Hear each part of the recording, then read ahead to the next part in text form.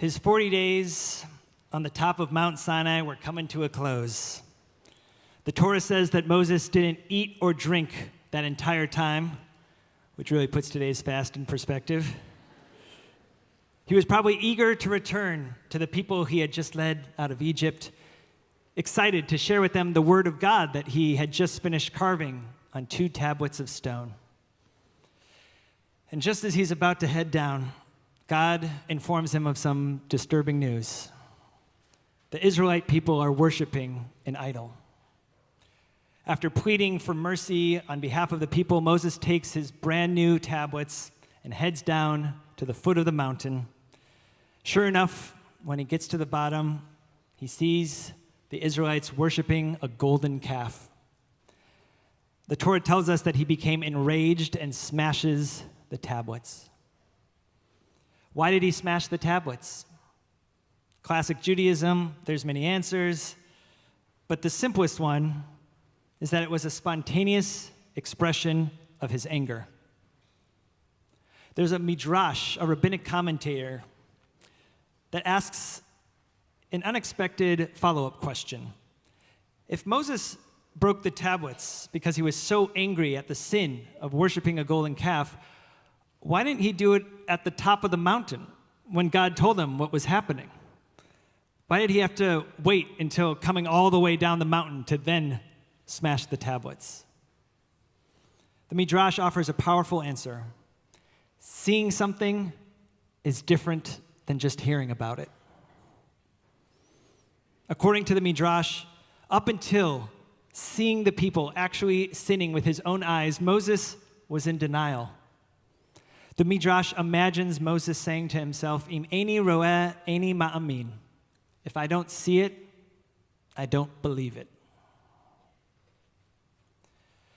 One evening about a month ago, just a block away from this very building, I witnessed something terrifying. I had finished teaching a class here and was just starting my bike ride home when I saw 2 unmarked cars hastily parked in the middle of the street, doors open. Just to the right of them were about 6 big men, none of them wearing uniforms, some of them with big guns, cuffing a man behind his back as he stood quietly next to his moped. I stopped to better understand what it was exactly that I was seeing. Was this person speeding? This seemed like an overreaction, if so. Was he smuggling drugs? They didn't seem to be confiscating anything except for him. It quickly dawned on me that this was an ICE arrest, or more accurately, a kidnapping, like the one that I had read about in the news, but now it was happening before my very eyes. I felt afraid, in part because of how unafraid these arresting men seemed. They weren't hiding their faces behind masks. They weren't rushing to quickly get out of the middle of a busy intersection. It almost felt like they wanted people to see. It's like they knew the more brazen they were, the more helpless we would feel. And it worked. I did feel helpless. What was I going to do? Ask the person being arrested if he knew his rights? Ask the arresting men for their names and badge numbers? Even if they gave them to me, what was I going to do? Report them to the authorities that had ordered them to do this? I didn't only feel helpless, though. Witnessing this disturbing event, I also felt deep fear and deep rage. Feelings that simply reading about this did not elicit within me. Seeing it made it real. Before seeing it, perhaps subconsciously, like Moses, I thought to myself, if I don't see it, I don't believe it. Or more precisely, if I don't see it, I don't have to believe it. Now that I had seen it, there was no unseeing it, no unbelieving it. When we look away from something disturbing, we enable all of our psychological defenses of denial, rationalization, compartmentalization. We fool ourselves into thinking it's normal, it's okay, and there's nothing we can do. But what's happening in America and in Israel is not normal, it is not okay, and we must do something. So this Yom Kippur, I have a simple yet difficult request for each of us. Do not look away. Allow yourself to witness what is happening around us and allow yourself to be affected by it. I understand the desire to look away, to run away. I don't want to be disturbed by disturbing images, especially when I feel helpless. It's why I confess, after about a minute of watching this ICE arrest, I biked away. I could not bear it. The Torah, too, understands this desire to look away. In a story that we read just last week on Rosh Hashanah, Abraham kicks out his concubine Hagar and their child Ishmael, leaving them to wander in the harsh desert with just a skin of water. It's a dire situation with tragedy all but inevitable. The Torah then relates, when the water was gone from the skin, Hagar left the child under one of the bushes and went and sat down at a distance, a bow shot away, for she thought, let me not look on as this child dies. Let me not look on as this child dies. Through this line, Hagar gives voice to an unspoken impulse in many of us. When the world gets too painful, we want to look away. Seeing pain is painful. Why would we add pain on top of pain? Especially if we're helpless in the situation like Hagar was with her child, or like I was in witnessing this ICE kidnapping. What good does witnessing do? It seemingly only adds to the despair. What gets lost in the English translation of the verse that I just recited is the phrase, Vateshev mineged, and Hagar sat at a distance, is actually repeated twice in that verse. Rashi, the famous biblical commentator, interprets this repetition to mean that the closer Ishmael came to death, the further Hagar withdrew. The pain of the scene is directly proportional to our desire to look away. But our tendency to look away isn't just about avoiding the painful feelings that it elicits within us. It's also about avoiding the responsibility that comes with seeing something. An example of this relates to seeing a lost object. The Torah tells us that the obligation to return a lost object falls on anyone who sees that object. Seeing it transforms us and makes us legally responsible according to Jewish law. Which raises the technical question, what if you intentionally avert your gaze to prevent yourself from seeing the lost object? If you don't technically see it, then you aren't technically responsible. The Torah is emphatically clear in its response. Lo tuchal lehitalem. Do not look away. Or as Rashi translates, don't close your eyes and pretend you didn't see it. Rabbi David Halevi Sigal, also known as the Divrei David, a commentator living in the 17th century, takes this one step further. He says that our responsibility starts even before the act of seeing something. Yes, of course, we can't look away once we've already seen something and pretend we never saw it, but we also can't preemptively look away if we know we're going to see something. We can't go out of our way and purposefully avoid seeing it. Not only can we not turn away, we can't close our eyes in anticipation, he says.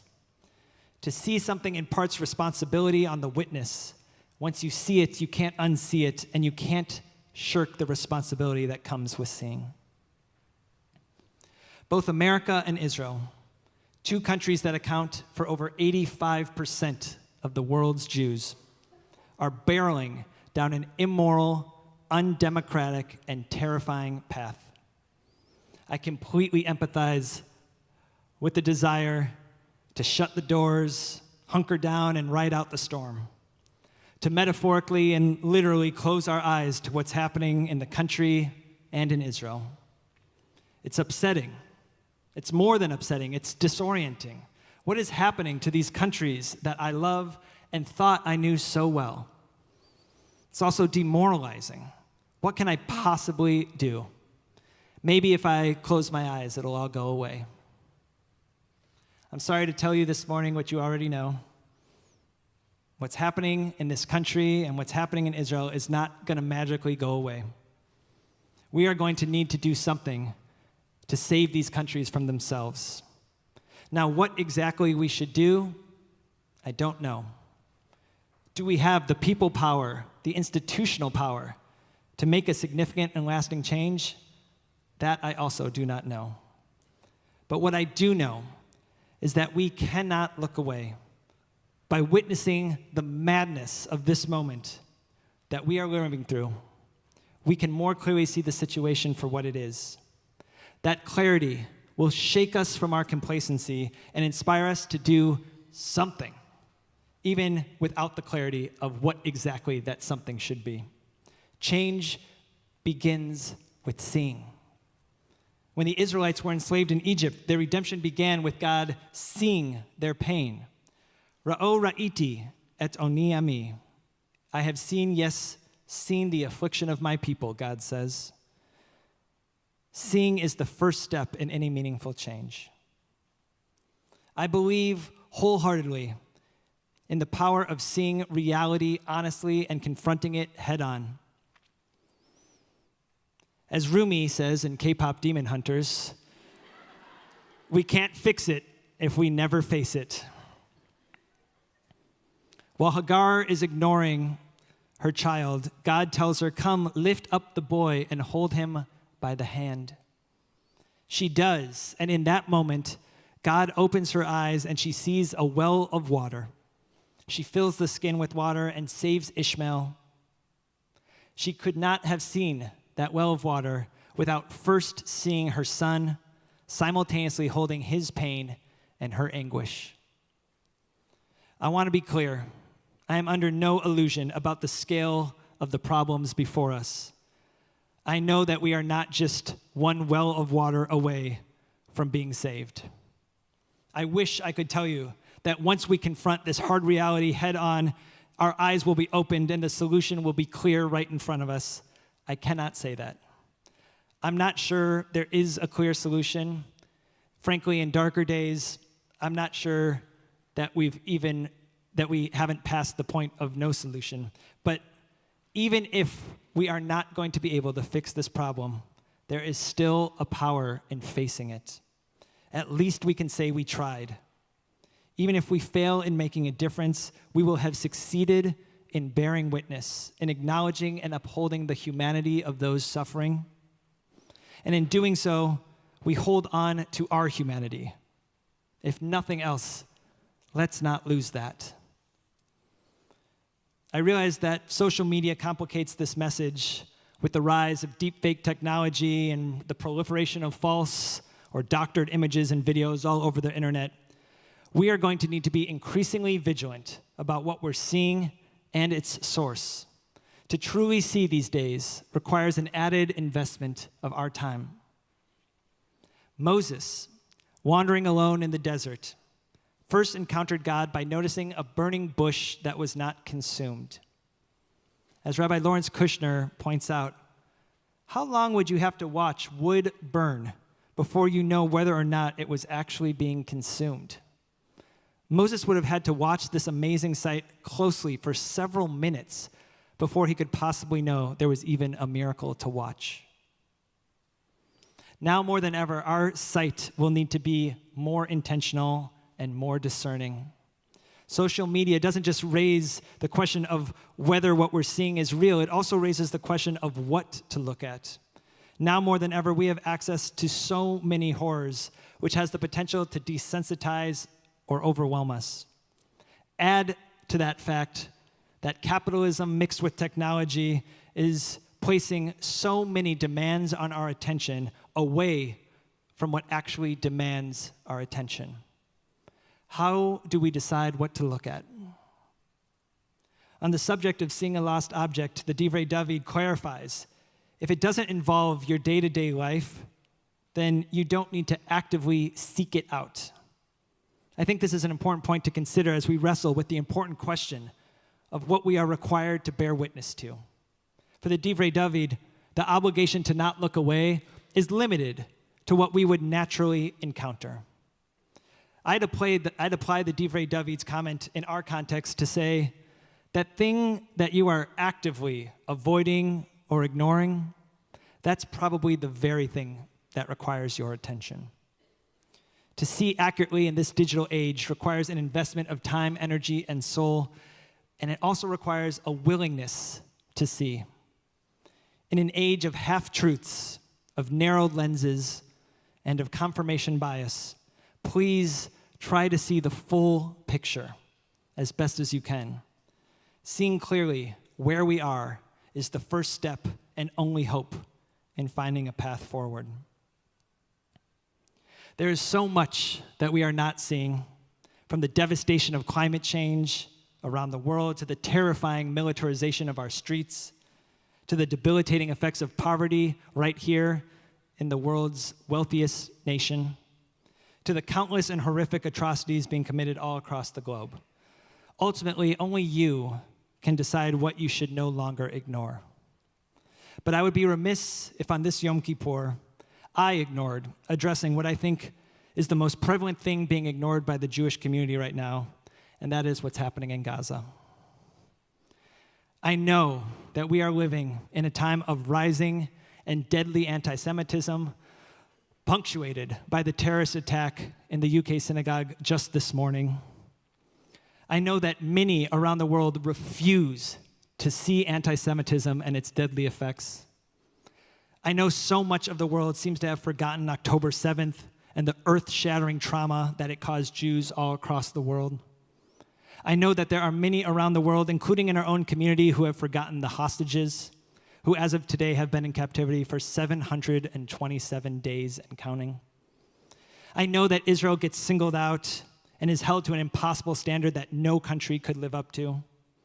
I know Hamas is a horrific enemy, a radical terrorist group that promotes and perpetuates heinous acts of violence and that knows no limits to their depravity, willing to sacrifice its own people for their extremist agenda. I know that urban warfare is complicated. I know that not every image and video coming out of Gaza is true, and I know that not every atrocity happening in Gaza is Israel's sole responsibility. I know all of that, and still, I think that all of this is getting in the way of us seeing a hard truth. What is happening in Gaza, carried out by the only Jewish state in the world, is a moral atrocity rivaled only by the American Jewish community's overwhelming blindness towards it.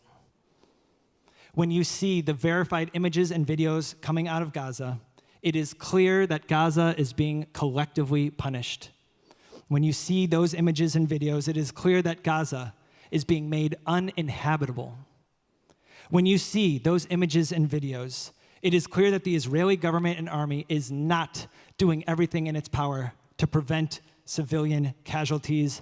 Far from it.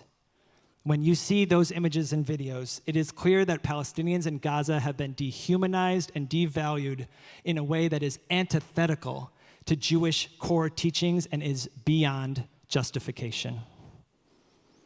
I want to acknowledge that there are some in our community who have not been looking away and have been doing the hard work of reminding us to not look away. But I think many of us have nevertheless looked away. It's been too painful, too disturbing, and too unsettling to confront. And all this arguing, debating, defending, deflecting, it keeps us from seeing the reality happening there. We will not agree on what should happen next, but we must see the situation clearly. For the sake of Palestinians living in Gaza, for Israel's sake, for the sake of Judaism, for God's sake, do not look away. A few blocks after biking away from the man being cuffed and taken away, it hit me. I realized that this was not something to bike away from. I called a few of my colleagues who encouraged me to go back, record it, report it. So I biked back to the scene of the crime, but by the time I returned, just a few minutes later, everyone had vanished. I did end up reporting the incident to a hotline. I'm not sure what difference it made, although I was happy to read that, and I'm quoting here, last week, an immigrants' rights organization sued the Department of Homeland Security, accusing the agency of targeting people for their ethnicity, making arrests without probable cause, and sowing terror in Latino and other communities across the District of Columbia. What I know for sure is that what I saw made a difference in me.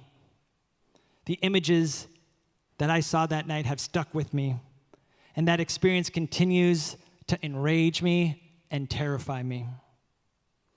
After having seen what I've seen, I am committed to no longer biking away, to no longer looking away.